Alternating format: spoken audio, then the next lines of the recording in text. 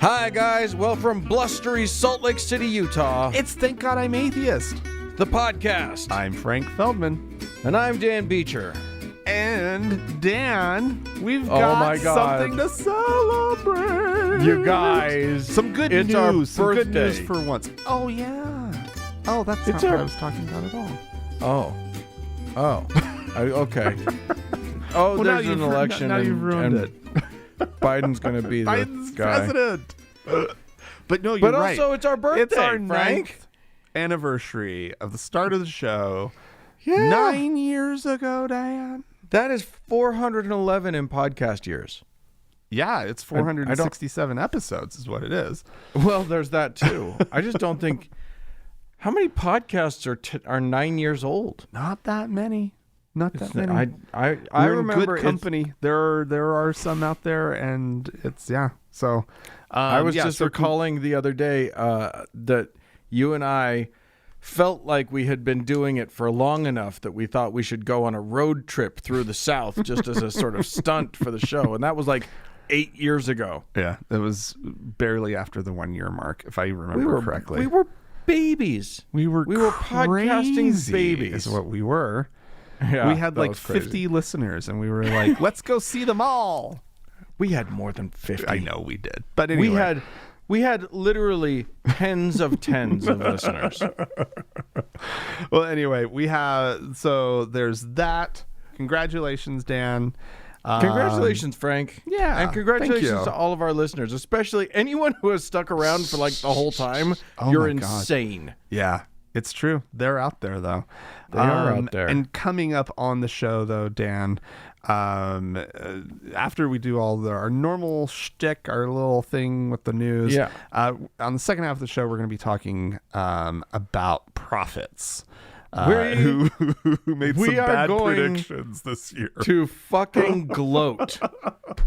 We are going to take some time and we are going to wallow in their misery because turns out Christian prophets, especially prophesying about politics, Yeah, that don't go so good. not very good at it. In fact, No. more likely than not, wrong. Aww. Oh, no, Dan. It's so sad when the prophets, I mean, most of the time they get it right. Most of the time, for sure. Well, Dan, I've got something about the election. Oh, okay. Which, Hit me. You know, feels like it was forever ago. Doesn't It does? I don't know. It does to me. It Like, doesn't just- feel over to me. Well, It feels, yeah, but it feels like we've been in this weird post-election thing for like so long now. oh Like, yeah. it's just And finally, interminable. last time we were recording, we didn't even know who the presumptive, the president-elect was. That's true. Yeah. So, at least we know that now, yeah, we do. in spite of the and- the protestations of the other side. Yeah, and we know some things about where the votes sort of came from. And the AP did an interesting little analysis about Trump voters and where sort of the areas with sort of the largest level of support for Trump in Geographic areas, Geographic you say. areas. Okay. What those like counties, how that went like strongly for Trump. They looked at 376 counties with the highest number of new cases of COVID-19. Okay. And they found that the overwhelming majority, 93% of those counties, went for Trump. Well, yeah. I mean, it shouldn't... It's one of those things where it's not surprising, but it's good to know that it's actually like that you're not wrong in your opinion about like what rural America is up to. I mean, have you seen the maps? Like there's the electoral college map. I know. If you pulled that right next to the coronavirus hotspots map, it's the same map. Sadly, Dan, except for like New England and the Pacific Coast, the entire country is just red. With the state of Wisconsin had to create a new I was going to say they had to create a new color. They had to like create a new category for like cases that they're above and beyond. Like it's not fair to only have them sort of be in the red with the rest of the country. They're so bad they have to like be beyond, right? Yeah. Beyond red cases. Because right now you can't actually see where the worst places are because the whole thing is so fucking bad. The scale hasn't kept up. But anyway, back to this thing. Most were rural counties, like I said before. They were in Montana, the Dakotas, Nebraska, Kansas, Iowa, and Wisconsin. I mean, it's not surprising. These are places that have been hesitant to adopt social distancing, or mask wearing has been kind of frowned upon even. Public health officials have been basically like unable to get these areas to comply. They also looked at attitudes about like between Republican and Trump voters and Democratic Biden voters on their attitudes about whether or not they think the pandemic is under control. 36% of Trump voters described the pandemic as completely or mostly under control. Oh my God. And another 47% said it was somewhat under control. So I mean, you add that up, that's 83% of Trump voters who think that it's at least somewhat under control. Whereas 82% of Biden voters said the pandemic is not under control at all. Correctly. That is the correct answer. They correctly identified the not under controlness of the experience in our country. The pandemic was considered at least somewhat under control in states like Alabama, Missouri, Mississippi, Kentucky, Texas, Tennessee, and South Carolina. Like seriously, like I'm pretty sure you look at that hotspot map and that all of those states are in like the worst places. Yeah. It's just and the people well, okay, so not South Carolina. I misspoke on that one. That they're not in the worst. And Tennessee, but Tennessee sure is. Yeah. Kentucky sure is. Texas is still pretty bad. Missouri, Mississippi is actually not doing well. No, Mississippi is actually doing bad. So yeah, it's yeah, it's just God. How can they just be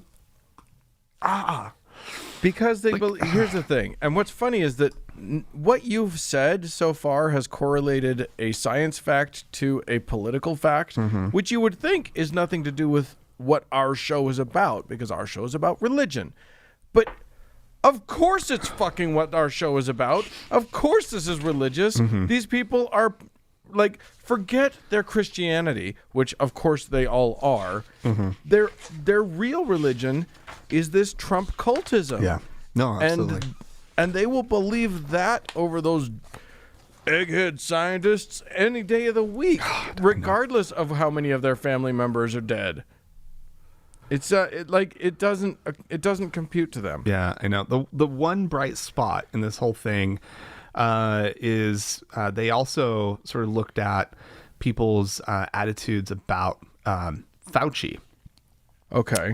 It's over 70% of the country favorably views Fauci as being trustworthy and giving good information about the pandemic. So that's interesting because that doesn't exactly jibe, right?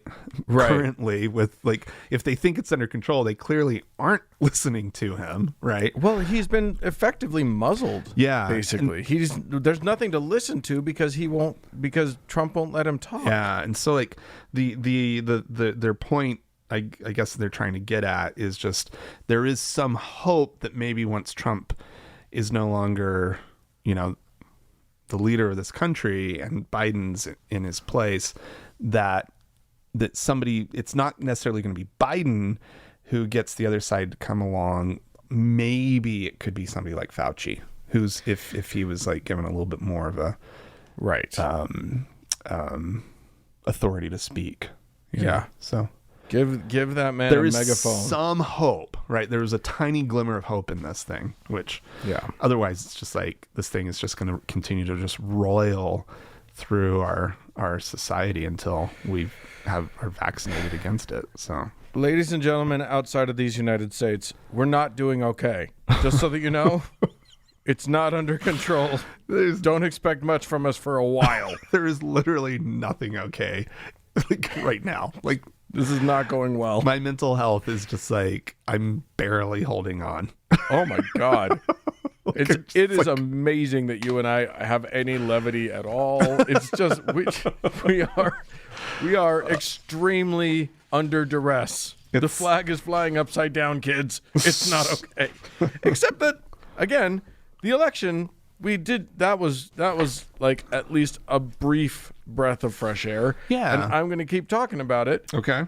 Because I'm taking us to you talk about a correlation between voters for Trump and COVID. I'm going to talk about voters for Trump correlating with religion, because we have our exit polls, we have our polling, and it's not surprising.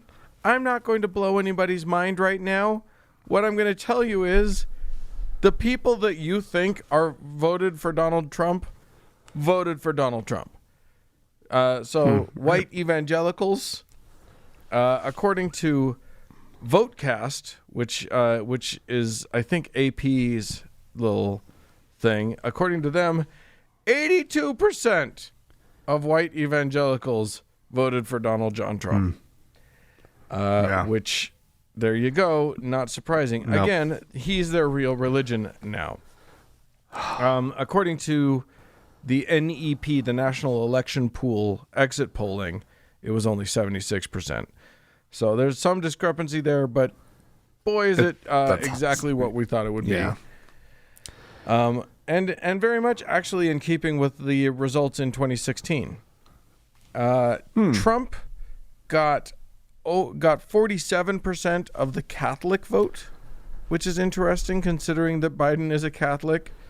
Though the right has done an impressive job of making sure that all any religious person thinks about is babies being murdered. Because, boy, the one issue voters in the world for abortion are impressive.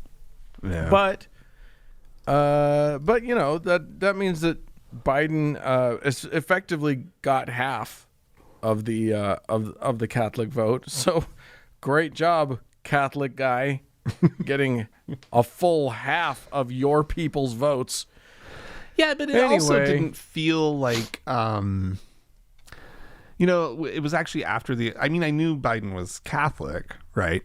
But it was after the election somebody pointed out that he's the second Catholic, that I sort of realized, wow, that's kind of crazy, right? And then I actually kind of really thought about, Biden's Catholicism. I hadn't really considered it prior to that. Yeah, well, what's amazing is not that actively thought about it.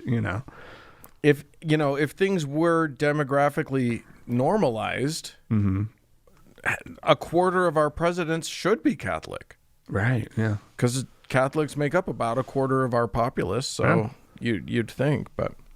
Well, they make up, but yeah, we've had 66% of the Supreme Court. Yeah, they might be mildly overrepresented in the Supreme Court, in the SCOTUS.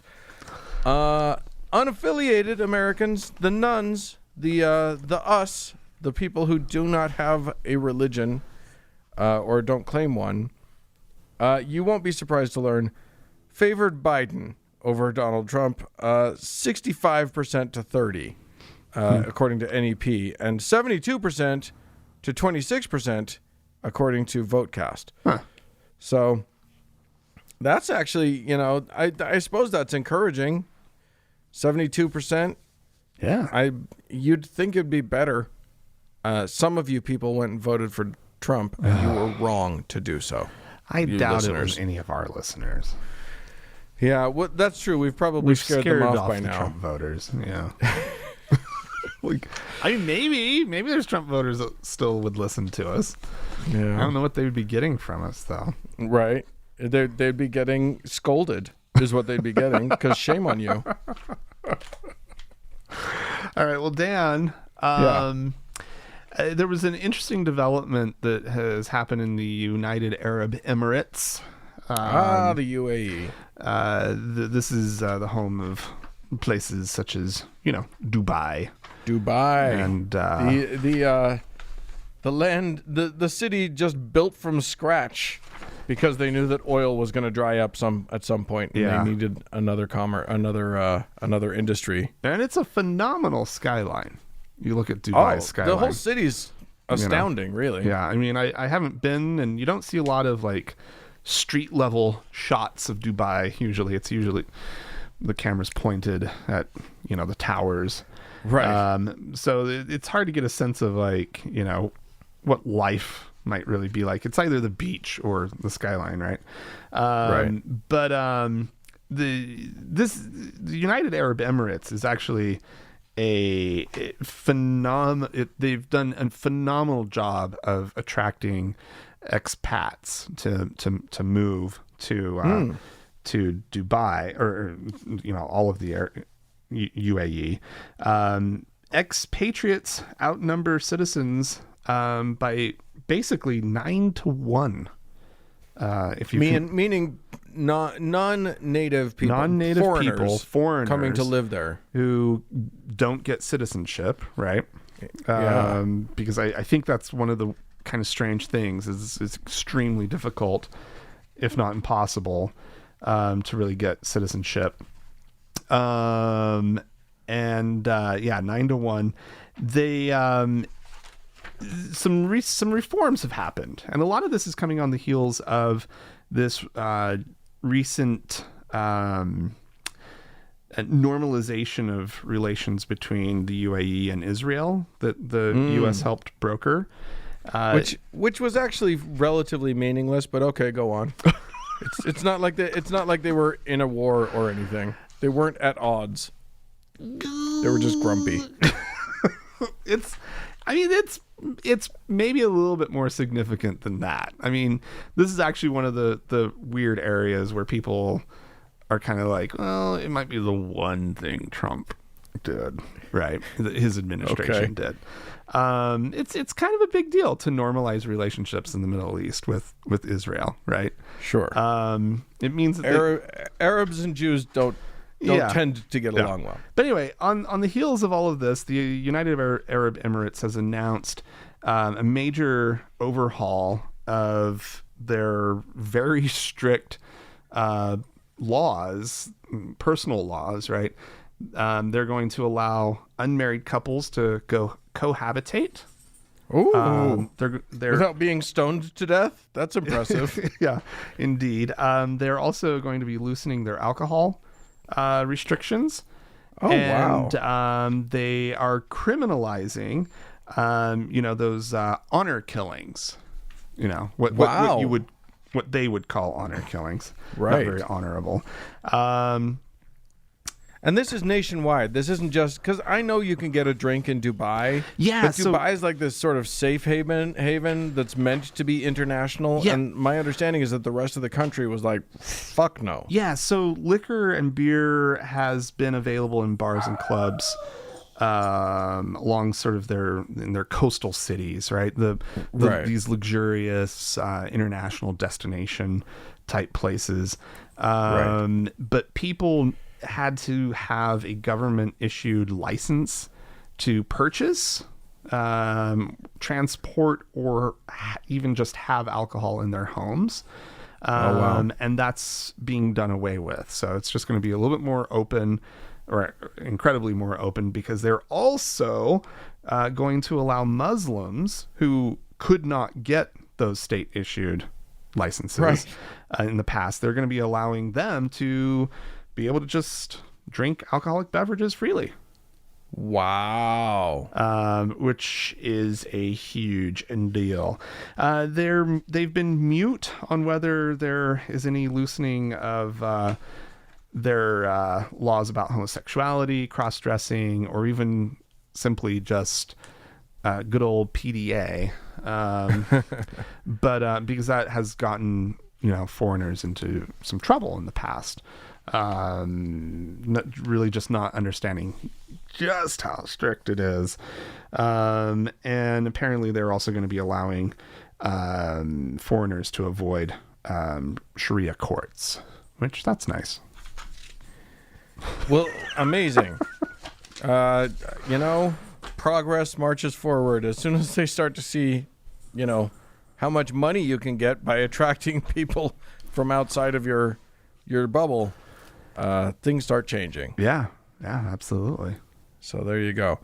I'm going to take us to Nashville, Tennessee, where it's a weird story, and I'm really not sure what my take is on this story, so I'm just going to sort of tell it, and we can sort ourselves out as we go on. There's a little place, a little red brick building in Nashville that in the early 1900s was formed as a Catholic school that was funded it was founded rather by a saint. I don't know which saint, but it was there for the education of black children in Jim Crow South. So okay, but by the early 2000s, the building had a slightly different usage, which is it had become a sex club, which I think is delightful. The Menage Club. Oh. We have talked about delightful ways to use formerly churches religious and whatnot, institutions. Yeah. And that sounds like a good way to do it. A little swingers club, have some fun. It is now no longer that anymore. And has gone back into the hands of the religious. Oh God. But is being used as a homeless shelter. Oh. There is a big need for much more a lot more shelters because of COVID-19. They can't pack in as many people as they that might. Makes sense. Yeah. So they have to have a lot more shelters. Okay. And so there's an organization called Room in the Inn, which is like, a reference to the Jesus story, the birth story, the Christmas story, if you will. But they're rewriting it apparently. Now there is room at the inn. Yeah. They should have called it the stables or whatever. So the manger. After, hosing the place down, did they do an exorcism? What did they? You're not far off. There was one of the people who worked for the new mission. Apparently, here's a quote. Her name is Rachel Hester. "The more our staff sanded boards, painted walls, and told stories, the more that building healed."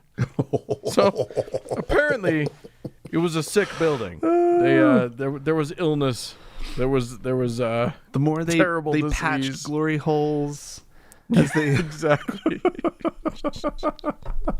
removed the more hooks from very strange and odd places. There were hooks everywhere. Painted away stains. Oh God!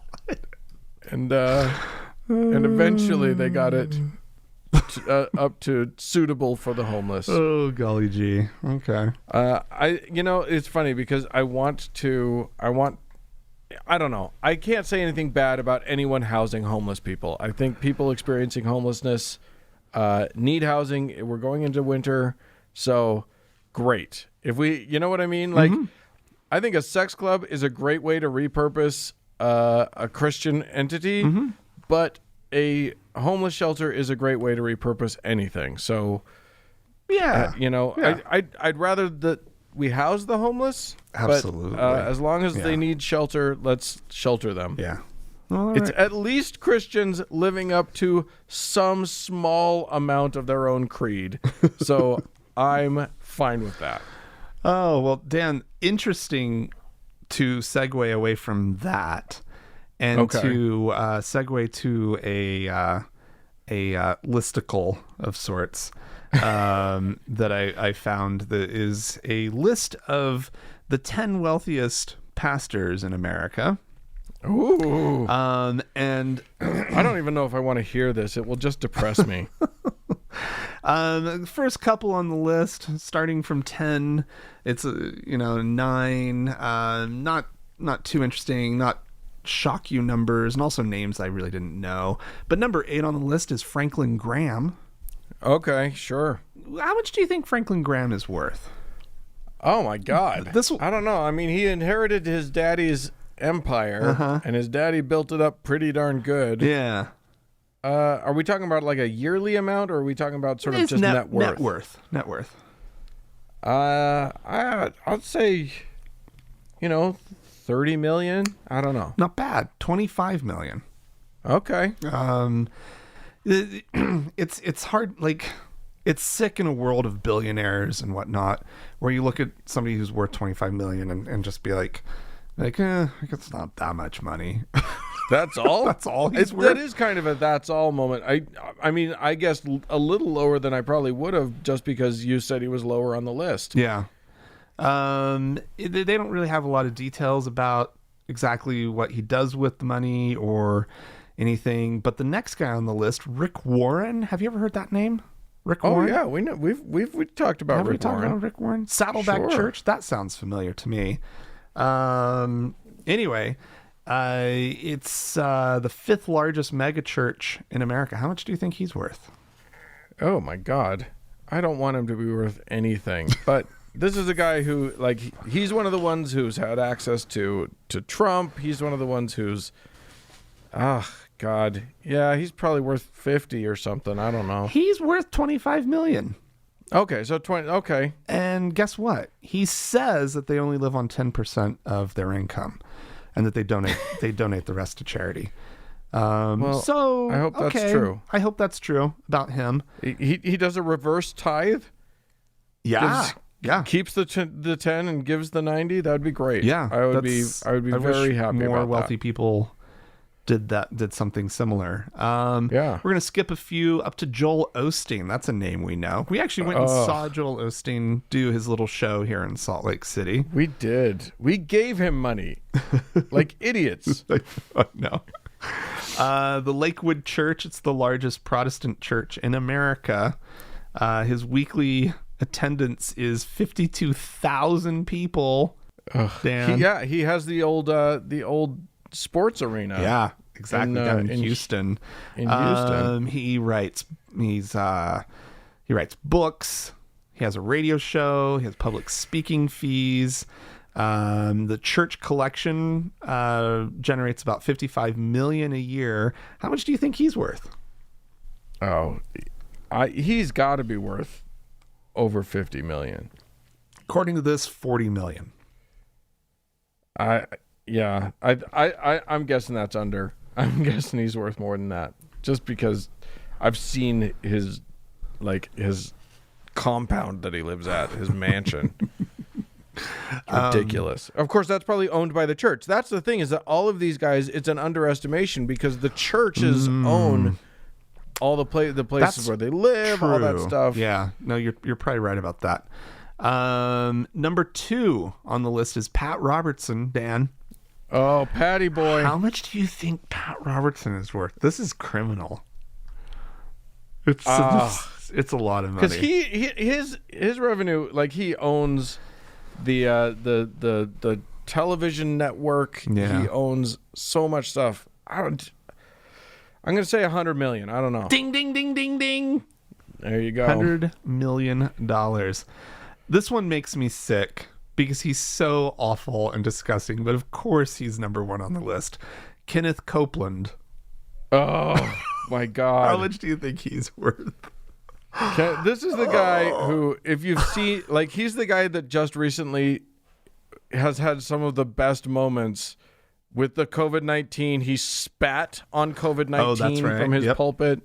He dipped his hand in oil and held it towards the camera Right. so that anyone who touched their TV would be healed of COVID-19.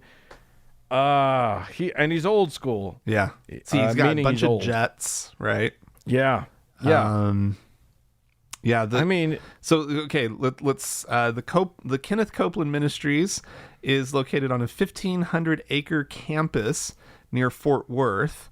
The grounds include a church as well as a private airstrip and hangar for a $17.5 million jet and other aircraft. He lives apparently in a $6.3 million lakefront mansion funded by the church.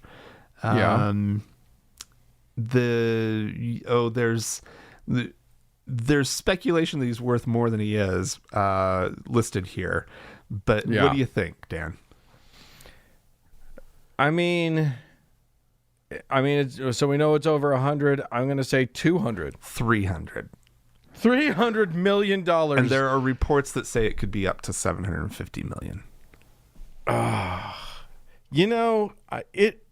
Here's the thing. My heart is almost warmed by the fact that there aren't any billionaires in the list. Like that's how bad things are right now, is that I'm actually feeling a little okay, like a little pleased that we don't have a billionaire on the list. That's Oh my disgusting. God. That's so much fucking money.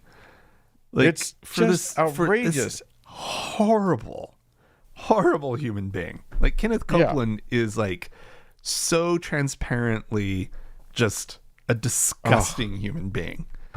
Yeah. How anybody could I'll tell you follow him what. as a spiritual leader is so beyond me. The way that it works is the prosperity gospel works real good for the dude preaching it. Yeah, absolutely. Yep. All right. Well, I am going to close us out with an interesting. I'm not surprising anybody. I'm not blowing any minds right now. But a new study has come out. It's a study produced by a sociology professor, Brandy Woodell. She's at Old Dominion University, and Philip Schwadell. There's a lot of Dells there. Who's a sociology professor from the University of Nebraska-Lincoln. And these kids did a study and discovered that, shockingly, those who report some form of same-sex attraction were almost twice as likely to disaffiliate from their churches. They were almost twice as likely to leave their church. You have just the theme of this show is Dan doesn't surprise us. Dan fails to surprise us. Dan fails to surprise everybody. Yeah, wait until we start talking about the results of everybody's profiting about our election. Again, nobody will be surprised. But yes, exactly. They basically, their study included lesbian, gay, and bisexual emerging adults is what they called them. These are people ages 11 to 34. They didn't have enough data for other sexual minorities, but according to this, apparently, when you find out that you are a person whom you're told God hates, you kind of hate him back. I mean, Yeah, absolutely. it's one of those things. Yeah, exactly. Nobody is surprised by this, but it's almost more surprising how many people stay in the church. But it's one of those things where it's not that being gay. I don't actually think that it's obviously not about hating God back. It's about being gay. I mean, and you can speak to this. You'll tell me if I'm wrong here, but it seems to me that it's much more about suddenly you have a reason to question. Absolutely. You have a compelling reason to say, is this really true? At which point I think it's also like this the church is so wrong about me, right? Because it's when you come to accept it about yourself that you go, okay, I'm done with this. A, they don't want me, right? Yeah. Clearly. But B, they're so completely wrong on this on this topic of sexuality and my sexuality and my who I'm, attracted to, and it just it just pulls the curtain back. Well, yeah. Right? And you're just like, so what else are they completely fucking wrong about? You either have to deny your own obvious reality, or you can realize that I'm true. I know I'm real. Yeah. So something else has to give. Yeah. Well, yeah, because I mean, like, I basically grew up with two very opposing ideas in my head, right? I knew I was gay, right? And I sort of saw a future where I would, be living as a gay man. Right. Right. And then I also had this other thing where I saw sort of my Mormon future, and the two lived side by side for years. Yeah. And it was, and I didn't like indulge too much in the gay one, right? But I knew it was there. I knew that was my reality. Totally. And then finally I just dropped the other one. Right? Yep. Like, you have to pick at some point. You have to choose which one are you going to go do? Yeah. And as soon as you accept it, truly accept it, and move on, the whole religious upbringing thing, just why would you hang on to it? Well, I mean, it was the straw that broke my camel's back in terms of, and I'm not gay at all, but you start to, when you realize that you have gay friends and they wanted, I had all these friends that wanted to remain in the church that were desperate to do so. And then, but like, couldn't deny the reality of their situation. And once I realized, I had friends for whom it was such a desperate thing that they were suicidal about it. And I'm like, you don't get suicidal about something that isn't real. You know what I mean? Like, if you're, once I accepted that their gayness wasn't just weakness on their part or some sort of rebellion, it was like, oh, well, that's obviously true. The rest of this must be the bullshit part. Well, that's one hell of a rebellion, right? Yeah. I just feel like rebelling. I'm going to go be attracted to a whole different group of people. Well, if you kids at home have anything you'd like to say about this or any other subject, please feel free to write into us. podcast@thankgodimatheist.com is the address. And the telephone number to leave us a voicemail message is 424-666-8442. We'd love to hear from you. Please stick around. There's more show coming up.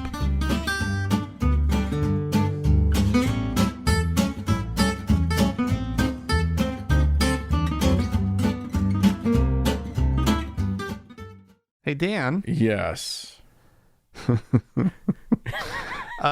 Mark Taylor, we haven't heard from him recently on the show. Mark Taylor, do you mean the firefighter prophet?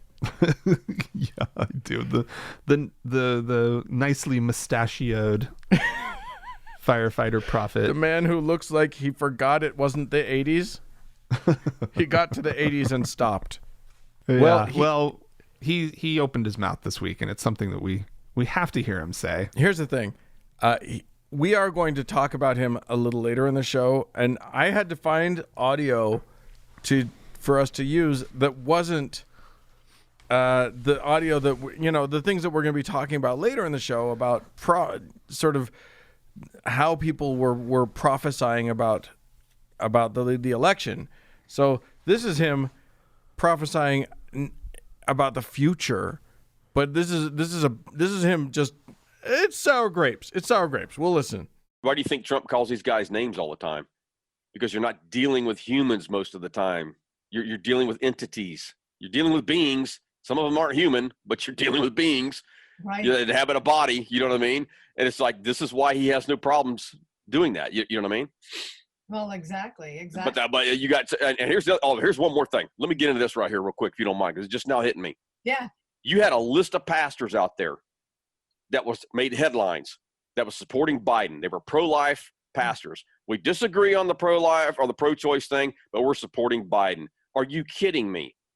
Let me tell you something. Every Christian, every pastor out there that voted for Joe Biden last night, you have brought a curse upon yourself and your family, your children and your children's children down to the third and fourth generation, and you need to repent. I don't care if you are pro-life. You cannot call yourself a Christian and call yourself a Republican or vote for Biden. You know what I mean? Or call yourself a Democrat, or whatever it is. You call yourself a Democrat and a Christian, it doesn't matter. If you voted for the dark side, that's what you did. You are implementing the dark agenda, Satan's agenda, the kingdom of darkness. You are not supporting the kingdom of God. And if you cannot see that, if you do not repent, judgment will fall upon you, I believe, and your family and your children's children down to the third and fourth generation. God, this guy's God is a dick. He's going Old Testament, baby. Yeah. Like cursing for generations? What do my kids do? What do my great-grandkids do? Oh, they might be total Trump supporters. You don't know. God. That's rude. It's a terrible system is what it is. Oh, God. I love that down to the fourth generation. That's such an Old Testament pile of nonsense. But there you go. Oh, God, you can't call yourself a Christian and call yourself a Democrat. It's obvious to him, so it should be obvious to the rest of us. I don't know. I don't know why I'm like defending Christians of any ilk, but I mean, come on, man. Like, well, I don't know. It seems obvious to me which side of the aisle lines up with, that one guy. What was his name? Jesus? You remember him? Right. Yeah. It does seem like he kept saying over and over and over, take care of the poor, welcome the stranger, feed the hungry, blah, blah, blah. It was kind of his message. It was kind of his whole big love deal. Love one another, right? Which seems to be the opposite of what the Republican Party of the current of these United States is all about. But that's just me. That's just my perspective on things. Yeah. All right. Well, we had some folks write into us. Nice. So we'll jump into that. Steven wrote in, hey, hello, Frank and Dan. I emailed the show previously to discuss that my parents had found out I listened to the podcast, and they told me I shouldn't be a strident atheist, yada, yada. I don't know if this was a mistake, but I love that it reads, I will read it just as it came in, yada, yada, Yoda. That's cute. I think that's adorable. I'm going with it. It just so happens I asked my father if he believed in Bigfoot. One of my coworkers does. It's a mess. And he said no and commented it is similar to how people believe in religion. I was stunned. The man who raised me to be Christian admitting to me he didn't really believe. Between my two parents, he always seemed like the more religious. When I questioned the matter, he claimed there isn't a point to being out in non-belief, and that it, meaning religion, sets a moral foundation. When it comes to indoctrination, I got off easy. My parents seemed to believe it, but never cared too much. It is infuriating to me primarily because parents that don't know any better and use religion as a moral substitute to doing the hard work of really teaching kids about broader moral topics. I think my parents did a good job in a general sense, but I had to work to get on the right side of gay rights and feminism. Learning about evolution was an uphill battle against Sunday school teaching as well. My parents seem completely bought into the idea that we should be gentle with religion out of respect. The problem, in my opinion, is that when you are gentle with a moral framework that's saturated with hate, it takes longer to advance beyond the baggage of the framework. Oh, yeah. Yeah, I mean that makes sense to me, Stephen. I think it's sort of a standard thing for everybody to want to kind of get along and be gentle with religion.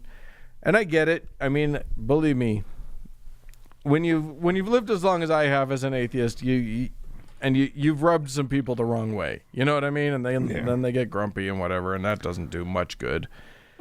But yeah, you're right. There's a lot of nastiness in what they're calling morality in Christianity. So yeah, I get not wanting to equate Christianity with morality. I think that's probably true. Yeah. Caitlin wrote into us. Hi, Frank and Dan. I just wanted to email and say thank you again. I wrote in about a year ago just saying how much TGIA was helping me get through some really hard times. I mentioned how you guys talking about how we only get one life helped me want to live mine, and still does. Your guys' encouragement truly means so much to me. In the last email, I mentioned how I wished that I could afford to become a patron. So this time, I wanted to say that with you guys playing in the background, I got into a PhD program this year and now receive a stipend that I am happy to contribute a portion of to TGIA every month. Oh, well, congratulations on that. That is awesome. That is great. Caitlin says, I'm well on my way to becoming an evolutionary social psychologist and am so happy that this is what I get to do with this part of my life. Oh, that's wonderful. That's great. I don't know what an evolutionary social psychologist is, but it sounds real neat. So that's great. Thank you so much, wonderful. Caitlin. We have some people to thank. And we do, Dan. I'm going to start us off. Oh, okay, great. Richard gave us a one-time donation, so thank you very much. We'll call him a teacher. Nice. And another teacher, Jean, also gave us a one-time donation with the instructions to say, congratulations, Frank, happy wedding. Oh, thank you. And then we have 3 new patrons on Patreon. These are people who went over to thankgodimatheist.com and clicked on the support tab and followed it on over. And we have 2 new teachers. We have Kay and Wilco.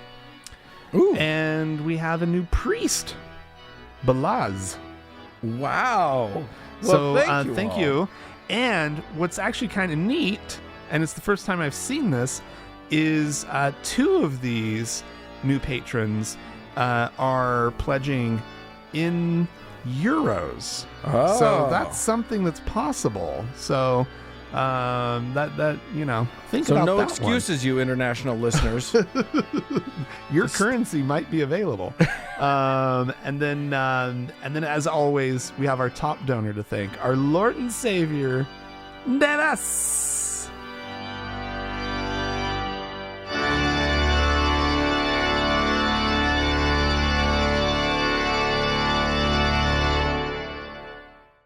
Dan.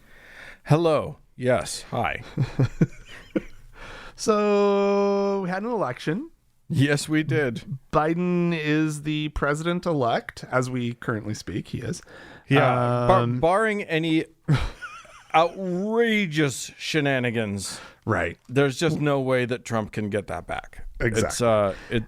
Recount all you want. Nothing will happen. You can't really stop it in the Supreme Court. He is changing everything over at the Pentagon, which is minorly worrisome. He's like in the last months of his presidency, suddenly he's shaking up the entire military top brass. That's a little scary. Yeah. So we'll see. That's not the worst thing that could happen, though. I don't think. It's bad. It's bad. He's putting loyalists in, and to what end, who knows? But anyway, the big hope is that he's literally just so mad that he just wants to fire people, and so that's what he's doing. Well, and let's remember, we're not talking about the generals, right? Right. Being replaced, right? We're talking about civilian, the political positions. appointees, exactly. And one, I've never credited Donald John Trump with an overabundance of planning. So it's not like I think there's some big, it's not, I'm no QAnon guy. I don't think that there's something in the works. It's just minorly nerve wracking. That's all. Yeah, exactly. But there were a lot of people who had big ideas about how this election was going to turn out. Yeah. And we're specifically speaking about Christian prophets who were just, I mean, we played some of these clips on the show. They were absolutely convinced Pat Donald Robertson Trump was certain. These people were like, we've played some of them, and they knew for a fact God told them. Yes, exactly. God spoke to them in whatever form he does that in their head. Right. And they knew by God's word that Trump was going to be reelected. Well, that didn't. How does that play out? Our boy Kenneth Copeland, positive. God. He was absolutely positive it was going to happen. Mm-hmm. I watched so many beautiful videos.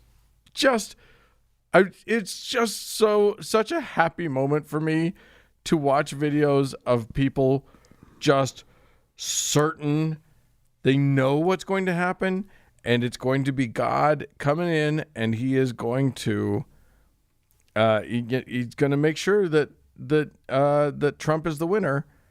Mm-hmm. And then even after we all knew, a lot of them have not accepted it. Paula White tweeted the Dewey defeats Truman picture with Harry Truman holding up that newspaper.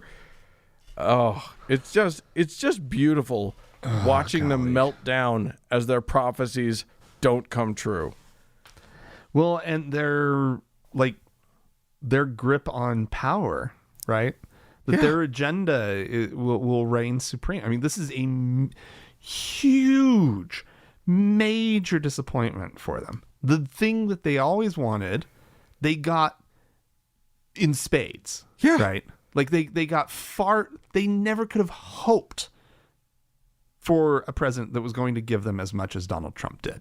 Oh, yeah. Like he seriously, they would continue voting for him forever.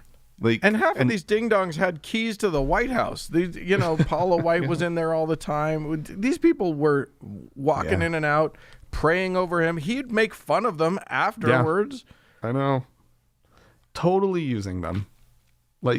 Using them as much as, they were using him. Right. Yeah, exactly.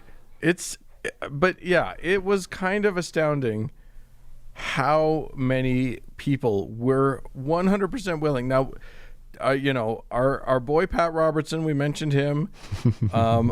Other people, I literally so many. There's Hemant Mehta posted a video that someone had put together of it's kind of delightful. It's a compilation of preachers and prophets. Oh, yeah. Being certain. Mark Taylor's on there. What's his name? Kenneth Copeland's on there. Mike Lindell, we've talked, we've had him, we've played him before on the show. Okay. That Roth guy, what's his name? Philip Roth, I think. Something Roth. Oh, okay. He has a show, and he had so many people on his show just absolutely certain that that this was going to happen. Sid Roth, that's his name, Sid Roth. Okay. And just person after person, and he kept asking them the same question: is Trump going to win this? And they all said, the Lord has told me, yes, Trump's going to win. Well, the backpedaling has commenced. The backbiting has commenced. Everybody's just and here's the thing. You and I have talked about this plenty of times. Usually, prophets are not called to account. What happens is they make the prophecy. It's for a year and a half out in advance, and then they just never address it afterwards. It doesn't come to pass, and they never address it. If it does come to pass, they will be dining out on it. They will never stop talking about it. Right. If they get it right, they are just going to bring it up constantly. They are so. It's almost like, they jinxed themselves, right? Because it's like, because no, I'm serious. Because they're so almost always wrong in their prophecies that it was predictable that if they're prophesying Trump's going to be president, that he's not going to be president, right? Yeah. Because again, you don't like if it was just obvious, right? That like Donald Trump had like some 75% approval rating, right? Some crazy approval rating that would be the worst. America would be, you couldn't live here, right? With that level of approval rating of Donald Trump. But you don't have to prophesy in that situation, right? Like you're okay. Yeah, that's obvious. Shut up. Right. So you kind of have to prophesy about the thing that is unlikely, right? Prophesying about the end of the world, prophesying about Donald Trump being reelected, right? Like you kind of have to go for something that's a reach because again, it's prophecy is wishful thinking, right? Like it's always things that you really, really, really cross your fingers and hope for, wishful want, right? Yeah. But it's magic wishful thinking. Yeah. Oh, yeah. Yeah. Because the God up in the sky spoke to you. It's like blowing out candles on a birthday cake. And then, like at a certain point, I mean, I wonder how many of these, you know, like you have your Kenneth Copeland who is deranged, and I'm convinced he probably does imagine voices in his head. Oh, sure. Why not? Yeah. No, he does. That man seriously hears voices in his head. But the rest of them, and Mark Taylor. Mark Taylor, I think, is crazy enough to think that he actually hears voices. The rest of them, though, they know that it's the thing they have to say, and they're just saying it. Yeah, sure. Right? They make up some stupid story that, I dreamt a dream about Donald Trump being in, and that's it, right? Yeah.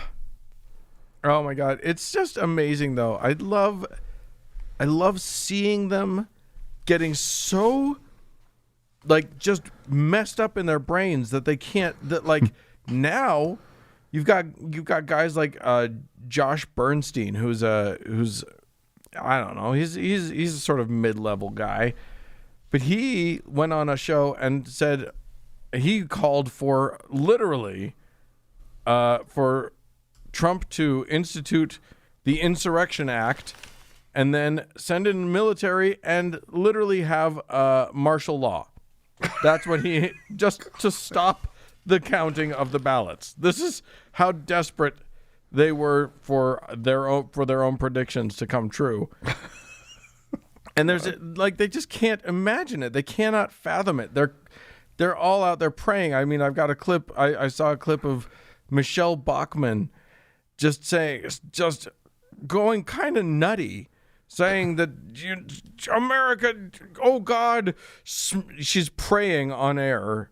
Smash the delusion, Father, of Joe Biden as our president. He is not. Would you take your iron rod and smash the strong delusion that Nancy Pelosi does have her House of Representatives? I know. I watched that one. She might get her wish about the Senate, sadly. Well, yeah. But she ain't getting the one about Nancy Pelosi and Donald Trump. No. You know, Paula White, she called in angels from Africa and from South America to make sure that Trump was going to win. She spoke in tongues to ensure victory for Donald Trump. If anything's going to work, it's Hamana Namana Chamba. But indeed, she has failed. I'm sorry. You've failed, Paula. It didn't work. You have to turn in your key. So close. Oh, I just, all I can say is I don't like to revel in people's pain, but these guys, I am enjoying the schadenfreude of their failed. Specifically for the preachers. Yeah. Yeah. No, Because yeah, I'm saying specifically. Yeah. The congregants I feel really bad for, to be honest. Sure, I don't want them. Yeah, I mean they've been misled. They've been walked down a primrose path that is bullshit. Yeah. But yeah, the prophets themselves, fuck you, you burnt. That's I can't be happier. There's a guy named Kurt Landry. Do you remember Kurt Landry? No. Who's that? He's just one of them. He's just a pastor. Okay. And he was sure. Basically, he said it in the voice of God, speaking to we mere mortals. He said, "Son of man, do you think that I am going to allow my prophets who prophesied Trump's second term and prophesied all this goodness coming to this nation to be mocked by a mass media manipulation?" Oh. Well, son of man, yeah, it happened. He either your God is really ineffective at getting his desires done on this earth, which doesn't speak well of your omnipotent God, or y'all got it real wrong. Yeah. Dan? Yes? Can we leave the listeners with some audio? Oh, I think we ought to. I think we had better. Do you know which one I'm talking about? Kenneth Copeland. No, Kenneth Copeland. Did you see the one where he's like laughing about the results of the election? Yeah, I think that's a delightful place to leave it. To end our conversation. Absolutely. All right, so we'll play that, and then we'll be back after that with some final thoughts. The Associated Press said that Joe Biden is president. Ha!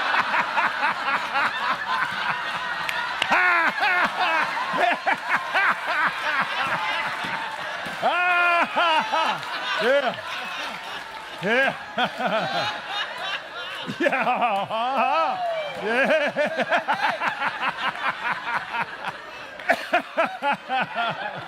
Whoa. Whoa, yeah.